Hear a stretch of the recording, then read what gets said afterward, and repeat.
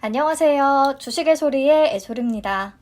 오늘 날씨가 영 꾸리꾸리하네요. 요즘 일교차가 굉장히 크니까 다들 건강에 유의하세요.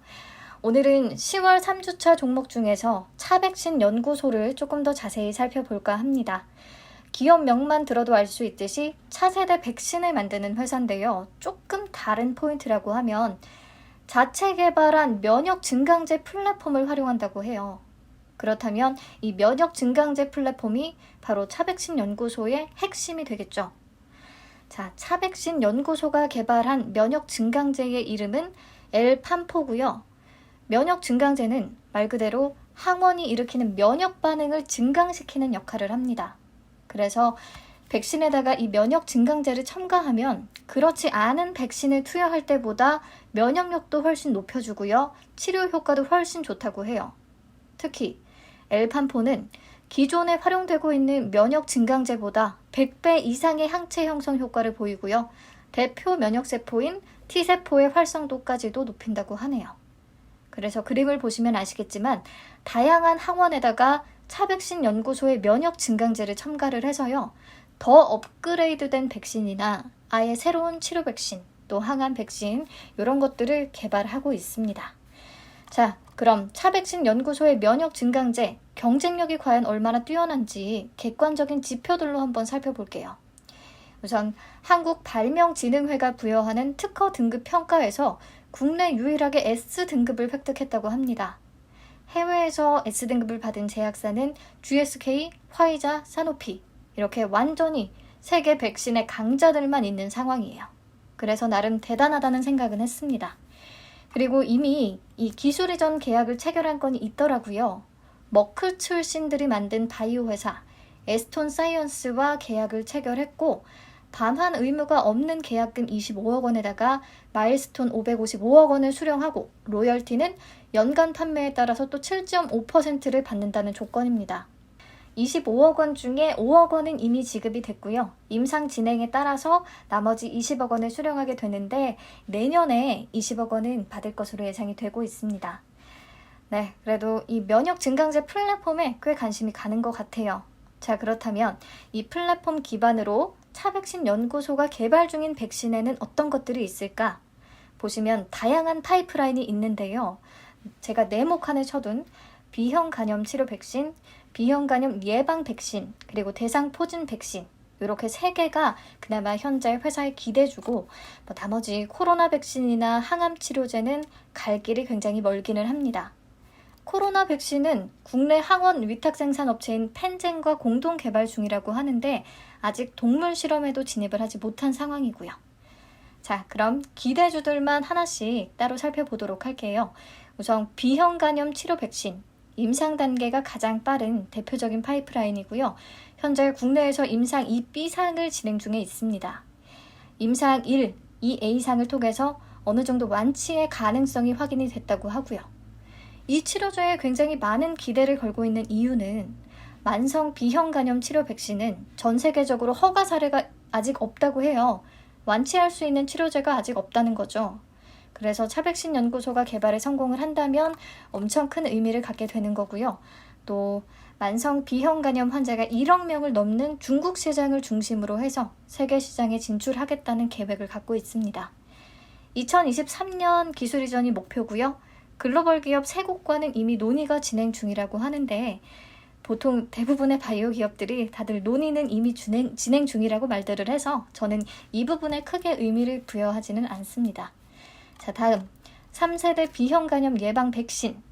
B형 간염 예방 백신은 지금도 존재해요. 2세대 백신을 사용 중인데 약 80% 이상의 높은 예방 효과를 나타내고 있습니다. 근데 단점이 있어요. 6개월간 총 3회나 접종이 필수적이고요. 그렇다 보니까 접종 횟수와 접종 기간이 길어져서 3차 접종까지 완료하지 못하는 사례도 꽤 많고 이렇게 되면 방어 효과가 제대로 나타나지 않게 되겠죠. 게다가 3회 접종까지 완료를 해도 항체가 형성되지 않는 무반응자의 비율도 5에서 15% 정도가 된다고 합니다. 자, 차백신 연구소가 개발하는 3세대 백신은 이런 한계들을 극복하는 프리미엄 백신인 거죠. 접종 횟수를 2회 투여로 줄였고요. 무반응자의 예방 효과까지도 좀 기대를 할 수가 있다고 합니다. 현재 임상 1, 2A상이 완료가 됐고 2024년에 기술 이전하는 게 목표라고 하네요. 네, 다음 대상포진 백신. 대상포진 백신도 이미 존재하죠. 현재 GSK의 싱그릭스가 글로벌 시장을 거의 다 장악하고 있는데요. 대표적인 단점은 너무 아프대요. 허가된 백신 중에서 가장 아프다는 말이 나올 정도로 굉장히 통증이 심하다고 합니다.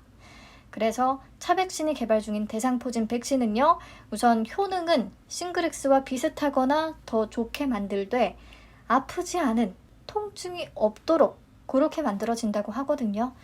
내년에 임상을 개시할 계획이고 2023년 상반기에 임상 1, 2A상이 승인이 되면 바로 그때부터 기술 이전을 추진한다는 계획입니다.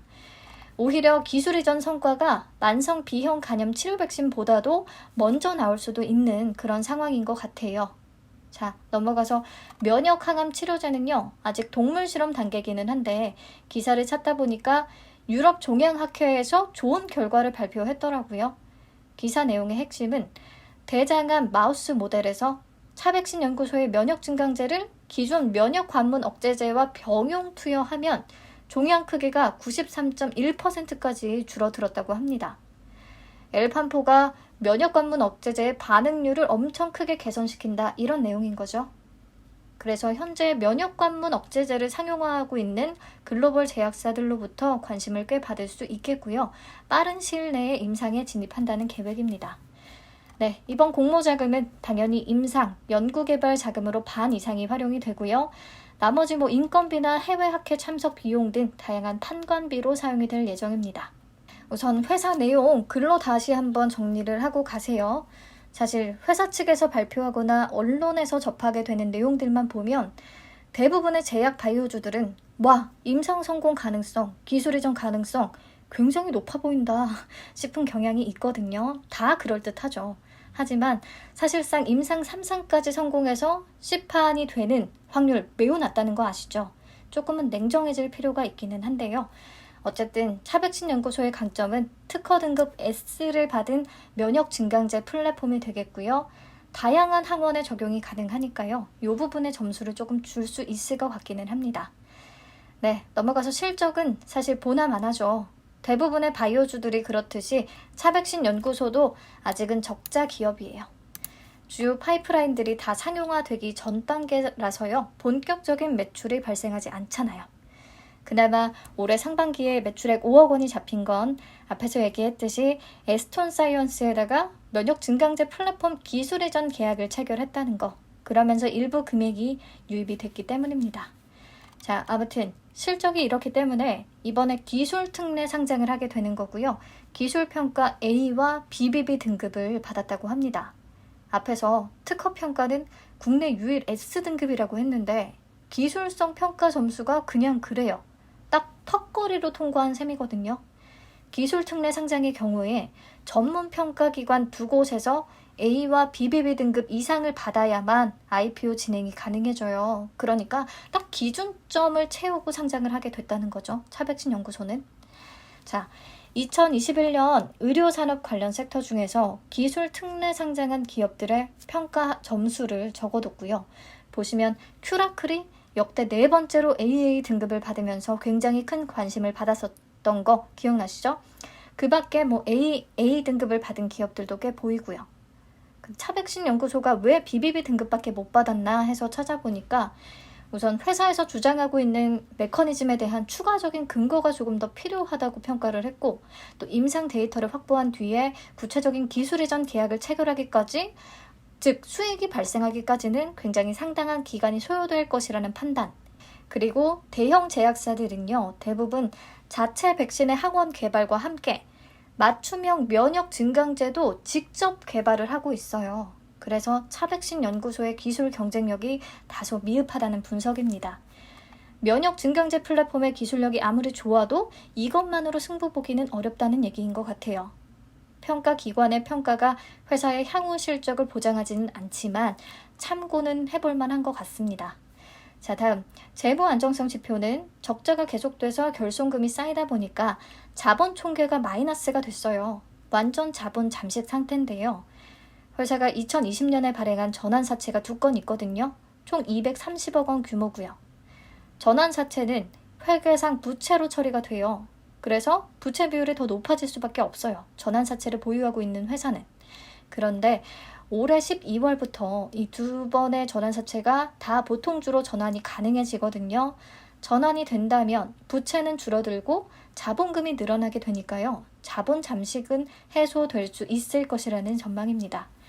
네, 그럼 넘어가서 공모 관련 내용들 살펴볼게요. 총 395만 주를 공모하고요. 공모가 밴드는 11,000원에서 15,000원을 제시했습니다. 총 공모 규모는 약 592억 원이 되겠고요. 시총은 약 3,964억 원 정도가 되네요. 일반 청약자에게 배정된 물량은 25% 기준 98만 7,500주고요. 청약은 12일부터 13일, 환불은 15일에 바로 진행이 되고요. 청약은 삼성증권에서 가능합니다. 신주 모집 100%로 진행되는 일반 공모고요. 우리사주 조합에다가 7%를 배정했더라고요. 정정신고서를 제출하기 전에는 5%였는데 수치가 더 늘어났어요. 직원들 대상으로 수요조사를 한 뒤에 변경을 한 것인지 조금 궁금하기는 하네요. 왜냐하면 1인당 배정 금액을 계산했을 때 무려 약 1.5억 원 정도가 되거든요. 평균 연봉이 0.4에서 0.5억 원 사이 정도를 감안하면 1.5억 원은 꽤 부담이 되는 수준이잖아요. 그래서 차백신 연구소의 청약률이 이번에 100%가 된다면 정말 엄청 의미 있는 결과라고 볼 수 있을 것 같습니다. 네, 다음 상장 직후에 유통 가능한 주식 수는 비율로 39.4%예요. 금액으로는 1,560억 원. 꽤 부담스러운 수준이고요. 기존 주주의 비율이 25.46%나 있다는 것도 단점으로 작용을 할 수 있겠습니다.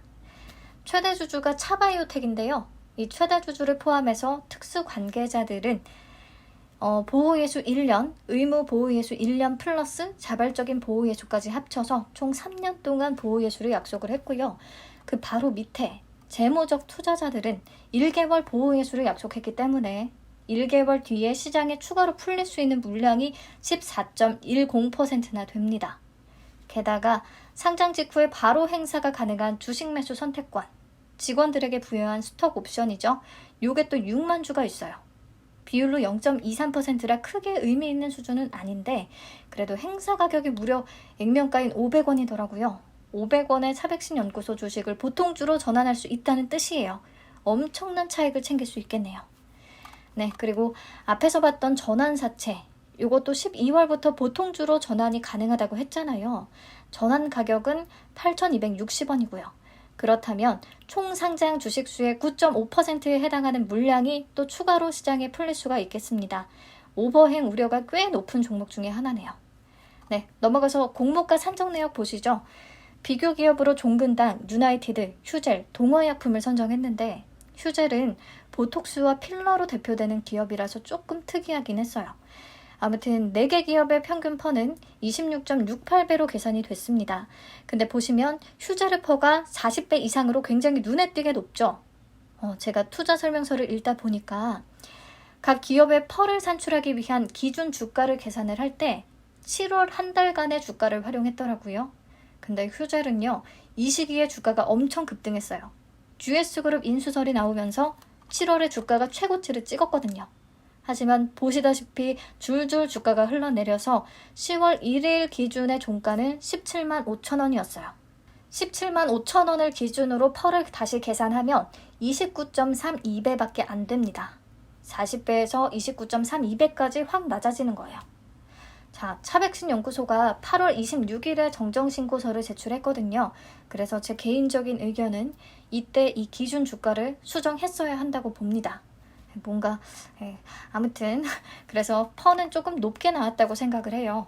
그리고 다음 2023년과 2024년의 추정순이익을 30% 할인율을 적용해서 현재 가치로 땡겨온 값을 평균 내서 순이익을 적용했어요. 그래도 할인율 30%까지 적용을 해줘서 그나마 괜찮네요. 보통은 20에서 25% 정도의 할인율로 땡겨오거든요. 자, 그리고 2023년과 2024년 추정치를 활용한 이유는 비형간염 치료 백신은 2023년부터 기술 이전이 본격화될 것이라고 예측을 했고 B형 간염 예방 백신은 2024년을 목표로 하고 있어요. 그렇기 때문에 이 시기에 매출과 수익이 본격화된다고 봤습니다. 네, 그래서 적용 단기순이익 249억 원을 적용 주식수로 나눠서 주당 순이익 833원을 계산했고요. 여기에 퍼 26.69배를 곱해서 주당 평가가액 22,230원을 도출했습니다. 여기다가 할인율 50.52%에서 32.52%를 적용했어요. 적용한 할인율도 높기는 하네요. 상단 기준 30% 이상이니까요. 그래서 최종적으로 11,000원에서 15,000원 공모가 밴드를 산정했습니다. 공모가에 대한 제 개인적인 생각은 사실 기술 특례 상장 기업의 경우에 고평가 여부를 따지는 게 별 의미는 없는 것 같아요. 대부분이 적자 기업이고 손익 추정치를 기준으로 공모가를 산정하기 때문이죠. 추정치가 틀리면 아무 의미가 없는 거잖아요. 차백신연구소는 휴재를 포함시켜서 퍼가 다소 높아진 경향이 있기는 하지만 순이익에 적용된 할인율과 최종 밴드 계산 시 적용된 할인율이 높아서 그나마 다행이라고 생각을 했고요. 그래봤자 어차피 2023년, 2024년의 기술 이전이 목표한 대로 진행이 돼야 이 공모가 밴드가 의미를 갖게 됩니다. 자, 여기까지 다시 정리를 하면요. 우리 사주의 1인당 배정 금액이 높아서 청약률에 관심이 우선 쏠리고요. 상장 직후에 유통 가능 비율이 39.4%, 기존 주주 비율이 25.46%나 됐는데 최근에 큐라클과 바이젠셀이 모두 상장 이래 그저 그런 성과를 낸 이유 중에 하나가 저는 기존 주주의 비율이라고 생각하거든요. 큐라클의 기존 주주는 25%, 바이젠셀의 기존 주주는 26.84%였어요. 그래서 차백신도 공모주로서의 수급 요소만 따져보면 매력적으로 보이지는 않습니다. 게다가 재무적 투자자, 주식 매수 선택권, 전환사채 등 상장 이후에 추가로 풀릴 수 있는 물량까지도 꽤 많았고요. 공모가는 적용퍼를 다소 높인 경향이 있지만 할인율이 높아서 그나마 다행이었고 하지만 이 자체로 큰 의미는 없습니다. 최종적으로 수요예측 결과 확인하고 평가하시면 될 것 같아요. 저는 개인적으로 지아이텍에 비해서 차백신 연구소가 공모주로서의 매력은 조금 떨어지는 것 같습니다. 네, 마지막 배정 물량과 청약 한도 체크하고 마치겠습니다. 균등 배정 물량이 49만 3,750주가 되겠고요. 최근에 실리콘2의 삼성증권 청약 건수가 29만 8,994건 정도가 됐으니까 한 30에서 40 정도 사이를 잡는다면 균등은 한 주에서 2주 정도 받을 수 있을 것으로 예상이 됩니다. 청약 한도는 등급별로 확인해 주시고요. 온라인 수수료 환불 시 2,000원이 징수됩니다. 계좌는 11일까지 개설해야 청약 가능하고요. 최소 청약 수량은 10주예요. 그리고 가장 특이한 부분, 삼성증권이 이번에 처음으로 적용을 하는데요. 청약 초일에 한해서, 그러니까 12일에 한해서 온라인 청약은 저녁 10시까지 가능하거든요. 보통 오후 4시면 마감이 됐잖아요. 자, 그래서 직장인분들 퇴근 후에 마음 편하게 경쟁률 보면서 청약을 하시면 되겠습니다. 네, 영상 여기서 마치도록 할게요. 수요 예측 결과 나오면 다시 돌아오겠습니다. 시청해주셔서 감사합니다.